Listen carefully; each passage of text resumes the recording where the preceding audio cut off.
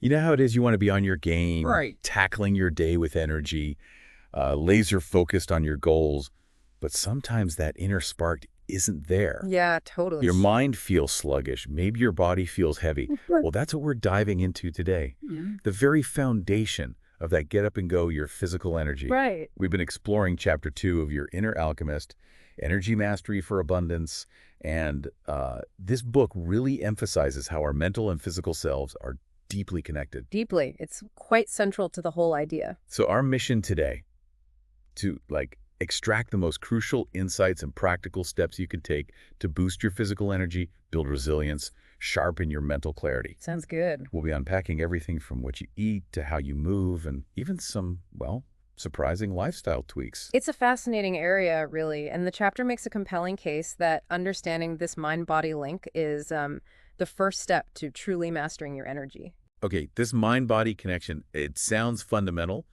but beyond just saying, okay, they're linked, what's the real takeaway for someone who just wants to feel more energetic?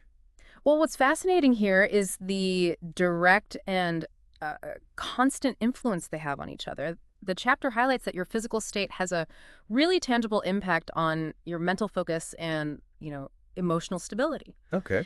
Think about how much clearer and more resilient you feel after a good night's sleep compared to when you're, well, running on empty. Oh, absolutely. Big difference. And conversely, intense mental stress can very, very quickly manifest as physical exhaustion. It's definitely a two-way street. Absolutely. I think everyone can relate to feeling physically drained after a mentally taxing day, right? Absolutely. So if they're so intertwined, Mm-hmm. what are some active ways we can maybe strengthen this connection to actually increase our physical energy levels? Yeah, good question.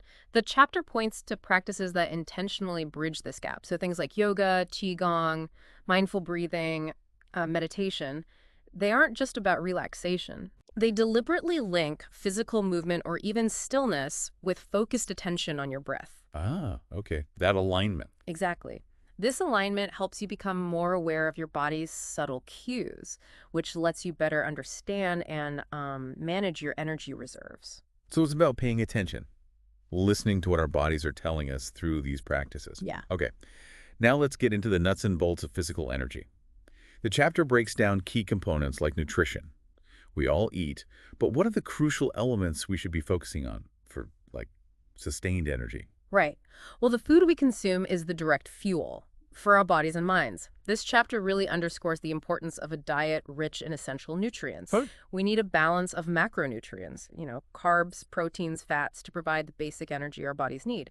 But just as vital are micronutrients, vitamins, minerals, which play these key roles in energy production right down at the cellular level. Cellular level, wow. Yeah, like B vitamins are crucial for converting food into usable energy. So think about incorporating dark, leafy greens packed with vitamins, whole grains for that steady release of glucose. Slow burn carbs. Exactly. Lean proteins for muscle repair and feeling full, and those healthy fats from things like avocados and nuts, which are important for hormone production and, again, sustained energy. Right, so it's definitely not just about calories in, calories out. It's about the quality of those calories. Absolutely. Quality over just quantity. And what about hydration? It seems so basic, but how much does it really impact our energy? You'd be surprised. Dehydration can have a really significant impact on energy levels and mental clarity. Even just a little bit. Yeah, even mild dehydration can lead to feelings of fatigue and difficulty concentrating. The chapter recommends not just plain water, but also incorporating things like herbal teas and water-rich fruits, watermelon, cucumber. Oh, interesting. Yeah, they help keep you hydrated and can provide some additional nutrients too. Good point about the nutrient boost from hydrating foods. Yeah. Now, on the flip side, what are the dietary habits that tend to, sabotage our energy levels? The energy drainers. The chapter highlights the pitfalls of too much caffeine, sugary foods, and those highly processed items. The usual suspects. Pretty much. While they might give you a temporary spike in energy, maybe a quick buzz. Yeah, that sugar rush. Right. Yeah. But they often lead to a subsequent crash, leaving you feeling even more tired than before. It's all about those rapid fluctuations in blood sugar and how our bodies process these, well, less nutrient-dense foods. The dreaded afternoon slump after a sugary treat. Mm. Okay, let's shift gears a bit to movement. We all know exercise is good for us, but how does it specifically contribute to feeling more energetic throughout the day? Well, what's really interesting is the multifaceted way exercise boosts energy. It's not just about strengthening our muscles and cardiovascular system, though that's part of it. Right. Regular physical activity actually triggers the release of endorphins. These are neurotransmitters that have mood-boosting effects. The feel-good chemicals. Exactly. They bind to opioid receptors in the brain, creating that sense of well-being.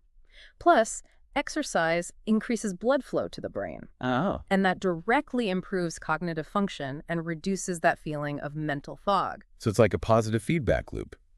Moving our bodies helps our minds feel sharper, which in turn can motivate us to move more. Precisely.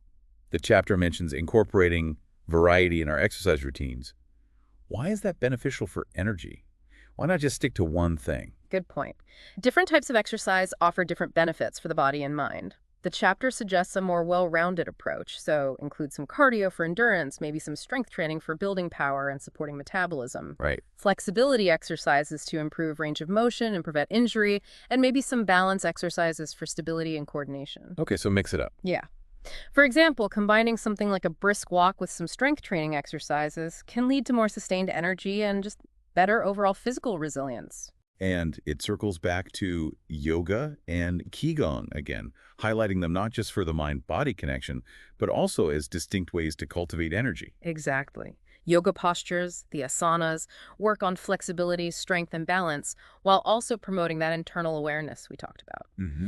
Qigong, on the other hand, involves specific movements designed to circulate what traditional Chinese medicine calls qi. Qi, right? Life force energy. Often described that way, yes. Yeah. A fundamental life force or energy flowing through the body. These exercises aim to harmonize this flow, promoting relaxation and a sense of vitality. And it doesn't always have to be some intense hour-long workout, does it? The chapter emphasizes the value of incorporating small amounts of movement throughout the day. Absolutely not. That's a key takeaway. Even short bursts of activity like stretching at your desk, taking a brief walk during a break, maybe doing a few jumping jacks can help prevent that stagnant feeling. Keep the blood flowing. Exactly. Maintain better energy levels throughout the day. These small movements improve circulation and can really reduce mental fatigue. Okay, so we're fueling our bodies well, moving them regularly. Now, let's talk about sleep, that crucial period of restoration. We all know we need it, but what specific aspects are key for maximizing physical energy? Sleep is, well, it's absolutely fundamental for physical repair, cognitive function, mood regulation. It is, but that type of light has a shorter wavelength and higher energy that can really interfere with the production of melatonin. The sleep hormone. Right, the hormone that regulates sleep. And Sure. finally, creating a relaxing pre-sleep routine. Something that signals to your body, okay, it's time to wind down. Like what? Maybe reading a physical book, doing some gentle stretching, or using calming scents like lavender or chamomile through aromatherapy. Those are practical and actionable steps. Nice. Now, the chapter also touches on some lifestyle habits that might be less obvious when we think about energy, like body language, and using essential oils. Tell us more about that. Yeah, it's interesting how these subtle shifts can make a difference. Our posture, the way we carry ourselves, can actually influence how we feel energetically. Really? How? While maintaining an open, upright posture and practicing deep breathing throughout the day can increase feelings of confidence and, believe it or not, actually combat fatigue. Wow. Just by standing tall. Sort of, yeah. And then there are essential oils. Certain scents like peppermint, eucalyptus, citrus oils, they have stimulating properties that can boost alertness and improve mood. How would you use them? You could use them in a diffuser, add a few drops to a warm bath, or apply them in a diluted form, always diluted, to your pulse points for a quick sensory lift. That's fascinating. I wouldn't have immediately connected body language to energy levels.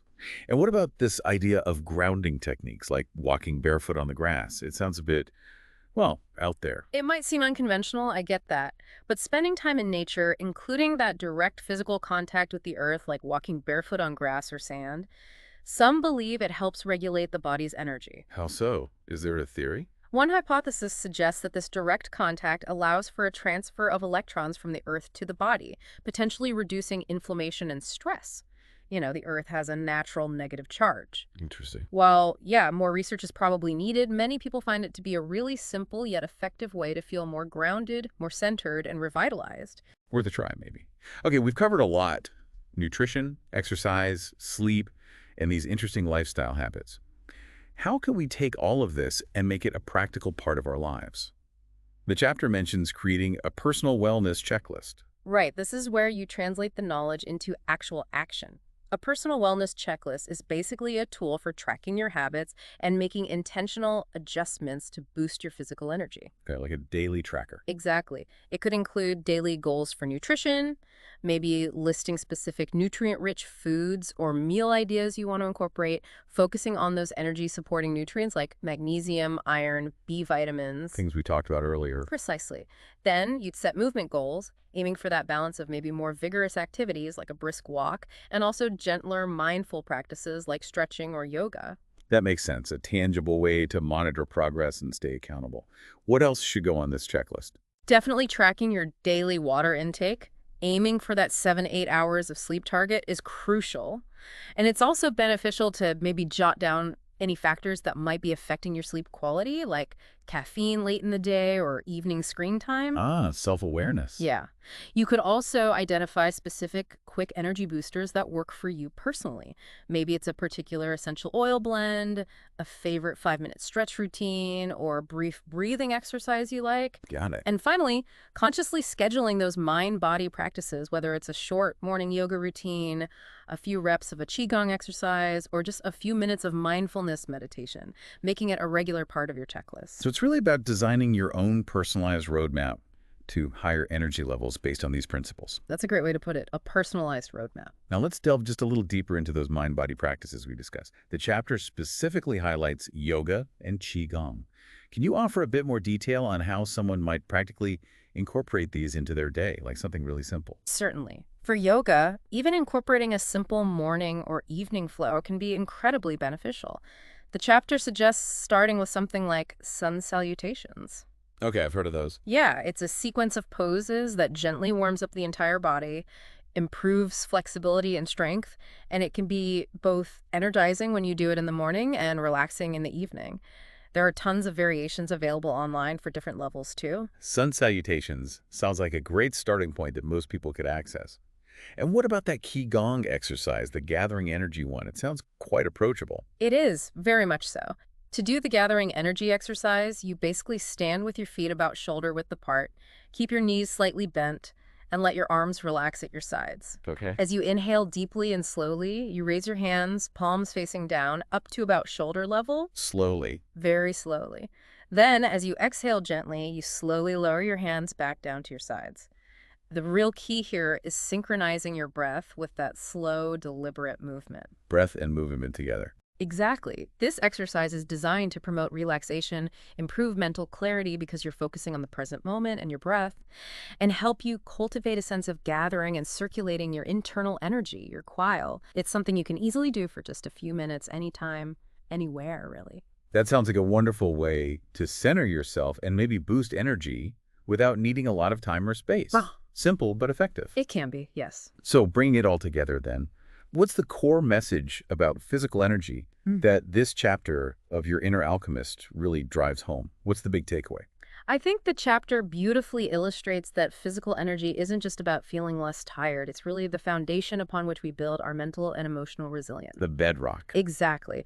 By actively nurturing these key habits, paying attention to nutrition, prioritizing sleep, engaging in regular movement, incorporating these mindful lifestyle practices, we cultivate a more consistent, more reliable flow of vitality.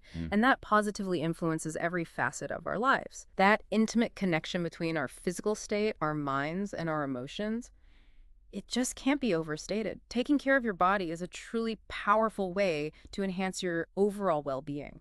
So the big picture is that by understanding and actively working with this mind-body connection, using these various practices, we can unlock a more vibrant, more resilient version of ourselves. Precisely. That's the essence of it. Okay. So for you, the listener, as you reflect on this deep dive into the world of physical energy, here's a thought to maybe carry with you. What is one small actionable step you can commit to taking today to cultivate your physical energy? Just one thing. Just one small thing. Maybe it's choosing a more nutrient-dense snack instead of, the usual. Or taking a short walk during your next break. Maybe aiming for just 15 minutes of earlier bedtime tonight. Or trying that Qigong exercise. Or perhaps even trying that simple gathering energy Qigong exercise we just talked Mhm. about. Consider which of these areas, nutrition, movement, sleep, or a specific mind-body technique resonates most with you right now in this moment, and just experiment with it. See what happens. Yeah. Notice how even that small intentional shift begins to influence not just your energy levels, but perhaps other aspects of your well-being as well. It's all connected, right? It really is.